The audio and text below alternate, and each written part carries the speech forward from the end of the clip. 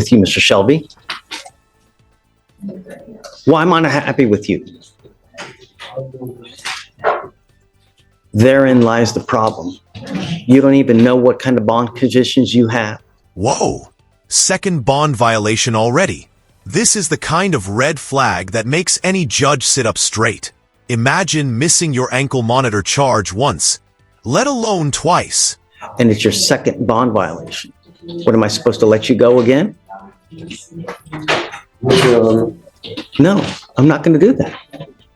We asked you, and you have a very serious case. We asked you to conform with these bond conditions, and you can't, and you have not. So what am I supposed to do? His thing has been charged since I spoke to him. When did I first speak to you?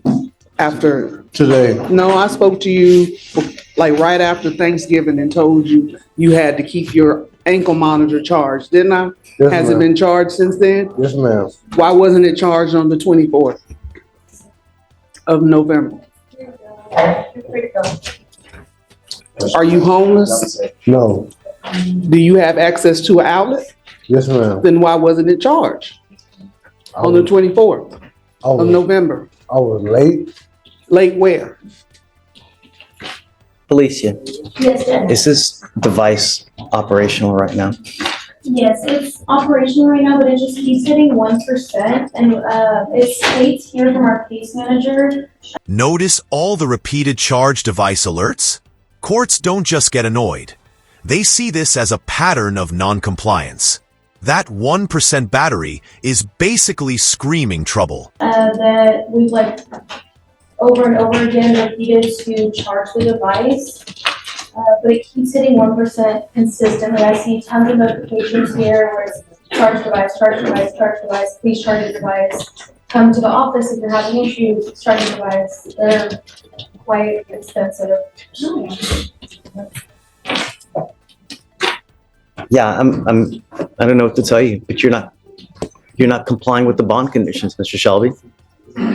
I let you out of jail. I asked you to do one thing and you're not doing it. You've already failed me once. Am I supposed to let you go again? Yes, sir. Yeah. No, that's not the right answer. You're not charging your device. It goes with you. Mr. Shelby, come on this way. John. Judge, may I bring up Mr. Celestino and his mom, Judge? This is an off docket. This is the one that you told us we can come back this week. He's the one that you put a curfew, and he works during the curfew hours. Hold on before you can just come up. He's already, it's okay, come on up. Mama. Judge, we have an interpreter here because she doesn't. That's okay. Judge, I asked Mom to come because, she knows about his work schedule. He's talked to his supervisor. They just don't have any other time slots for him to work except for the second shift, which is from 3 in the afternoon until sometimes 2 or 3 at night. And I've talked to Mom. She's assured me that that's where he is. That's where he works. She can vouch for it. She can help monitor. But he just needs to get back to work because they rely on some.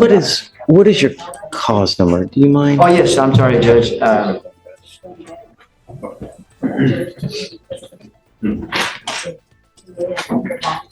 It is 251. Okay. 7372, Judge.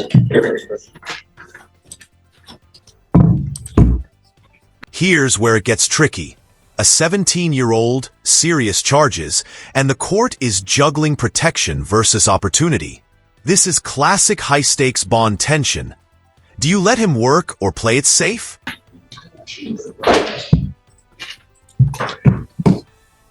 Thank you so much for coming. Mom, thank you for coming. The problem I have is that he's charged with a very serious offense. He's young. And while he's on bond for this case, he's continued to mess up. It's not the first time I've brought him back here for violating conditions of his bond. He has had bond violations in that he's continuing to mess up. And it scares me to let a 17-year-old out at 3 in the morning. because I don't know what's going on at 3 a.m, and it's hard for me to monitor. So how do I know he's not going to be out there consuming alcohol at 3 a.m? That's what scares me. Judge, let me finish talking to your mom. So a lot of people tell me that they're doing one thing, and then when they leave and they go out the doors, they do something completely different. And so that's why it scares me. What he's charged with, he's continued to have violations while he's on bond, and now he wants me to let him out at 3 a.m. I understand he's saying he's working, but Él tiene que pagar biles He has bills to pay. y yo voy a estar monitoreándolo. Él sale a las 3 I'll be monitoring him. de la tarde y sale a las 2 de la mañana. He leaves at 3 p.m. and finishes at 2 a.m. Yo entro a mi trabajo a las 3 de la mañana y salgo a las 2 de la tarde. Yo lo I llevo al go to my work trabajo at 3 a.m. and finish at 2, so I take him to work. y alguien, yo hablo con su compañero del trabajo y él me trae a esa hora. And I speak with a coworker of his that then brings him back home. Y él no se va a ir para ningún lado porque yo hablo con el muchacho que lo lleva a la casa y me dice que él ya está ahí en la casa. Que va para otro lado más que He ir. won't go anywhere else. I speak with his coworker and he lets me know whenever he's brought him home. And he won't go anywhere else.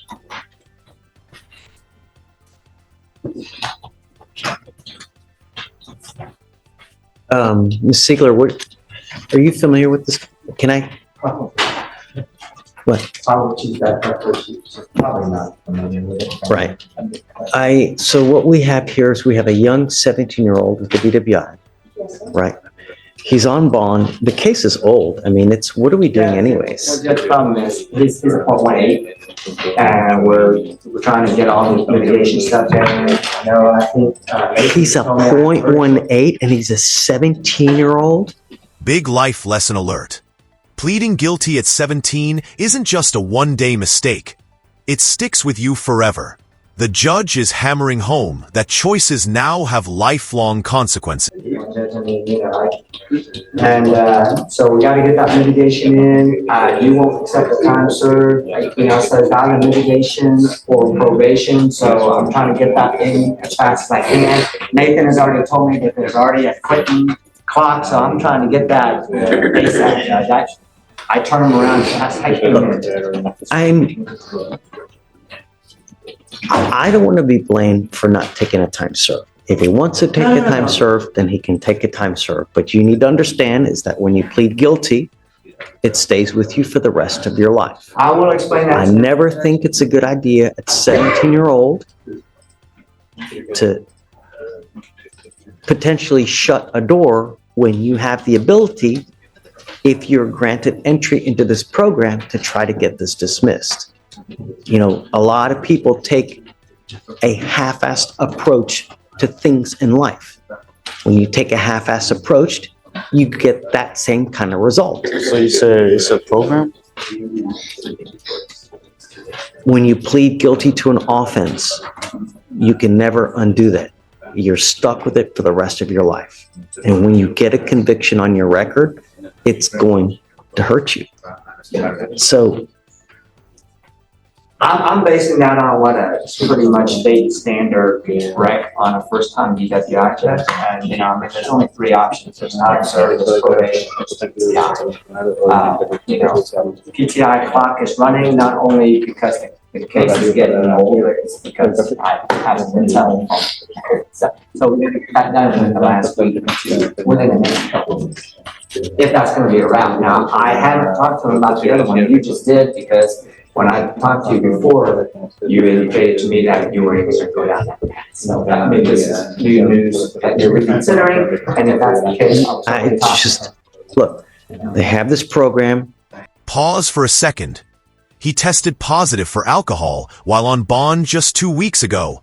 That's exactly why courts are cautious about late-night work hours. The risk is real, and the tension is palpable. It's a diversion program. If you're granted entry into it and you complete it successfully, the case gets dismissed. Your case is old and it's time to make a decision. If you want to do it, then that's what you got to do. If you want to take the easy way out, I'm happy that you can do that as well. It's up to you guys, but you need to make a decision. The reason we're here now is because he wants to be out in the middle of the night working, right? But, you know, it's a DWI and we have a positive blow, or we have a bond violation report from about 2 weeks ago where he tested positive for alcohol. So that's why I'm scared to just let him out in the middle of the night. When he got this bond violation 2 weeks ago, was he working in the middle of the night? He's been working. He's been working. I mean, in that particular incident, Judge, I don't know, but he's been working for a while. So, and I think he mentioned to me that it was a really bad choice when you were at a family gathering. Is that right? It was like, it wasn't at night, it was during the day when that happened. And then Judge, after when I got out of custody, the same day I got out, I went to work, then went to work Saturday, and Sundays I don't work. What does he have on him now? Does he have anything on him now? A scram? Yeah, you put an ankle monitor. The problem is that How's he doing? The last name, sir? Celestino. I have to get, it's not on docket. I have to give you a cause number. He does, as part of his new bond condition, when he got out, he's on a. Yes. 251 7372.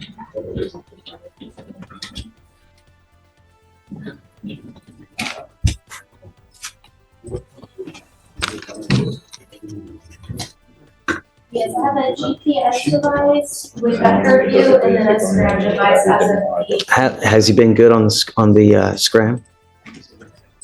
I believe so, but let me just double check.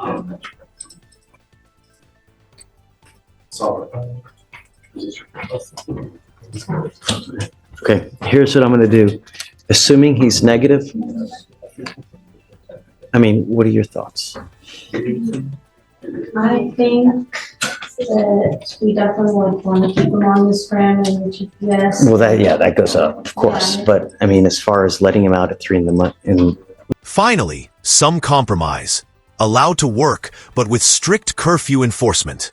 This is a teachable moment on balancing responsibility and freedom. Strict but fair, a classic courtroom strategy. You know, working, what time did you want to work? The shift I'm in is from 3 p.m. to 2 a.m. And then the other shift, which is day shift, it would be from 4 a.m. to 2 p.m. So which shift are you planning on working? I'm trying to stay in night shift so I could go to college starting January. So which shift do you want to work? Night shift. So is it the 4 a.m. to, or is it It's the 3 p.m. to 2 a.m. say it again? 3 p.m. to 2 a.m. That's the shift that you want to do? That's the one he's currently. Judge, I'm reaching out right now to January get an updated compliance check due to the holidays. I just don't see an update on it for the scram report. Somebody should be getting back to me here. So let's do this. I will allow you to work, but if I find any other issues, then I'm going to take you off. And you don't have all night. No, it's you from 3 p.m. until 3 a.m. is when you have to be home. Do you understand? Yes, sir. If you're out at 4 in the morning, if you're out at 5 in the morning, if you test positive for anything, it's not going to go well. Do you understand? Sir. Number one. Number two, I'm giving you 2 weeks to get all the documents ready for this program. Your case is old and it's time to do something now. So I just want to let you know that the case was reset till the 9th of January already. That's the reset you gave them before. And this is an outline, it's just to try to clear up the curfew. I mean, that's reasonable because I think the program, according to my intel, we got to get that in within the next couple of weeks anyway. I just didn't know whether or not you wanted to come back to it. You said. well, yeah, because he needs to do a TRAS regardless. So I guess let's do this. I'm not gonna set it all the way out to January 9th because it's old. I'll give you the 4 weeks, John. But at that time, when he comes back, we need to have a decision made as to whether he wants to get into this program to get into the diversion. If he does, he has to have all documents in by the next setting. Absolutely. And then we'll send him to go get a TRS done at that time. Don't drink alcohol. And if you don't have a license, do not drive. Do you understand? Sir. If you fail me again, it's really not going to go well. Do not use alcohol. He's not driving, is he? Or is he driving? Do you have a Texas driver license? Yeah, I did. And then at the time of the DWI, I had insurance too. ¿Tiene aseguranza ahora? Ya. Ok. No puede manejar sin licencia, sin aseguranza. All right. Ok. Si él tiene un positivo de nuevo, lo voy a encerrar. No me importa la excusa. Ok. A las 3 de la mañana en la casa. Ok. All right. Judge, we'll bring him back on the 31st. Okay. Done. But everything. All right. Okay, Mr. Celestino, make me proud, man. This is it. That's just, Thank you. Thank you. this is,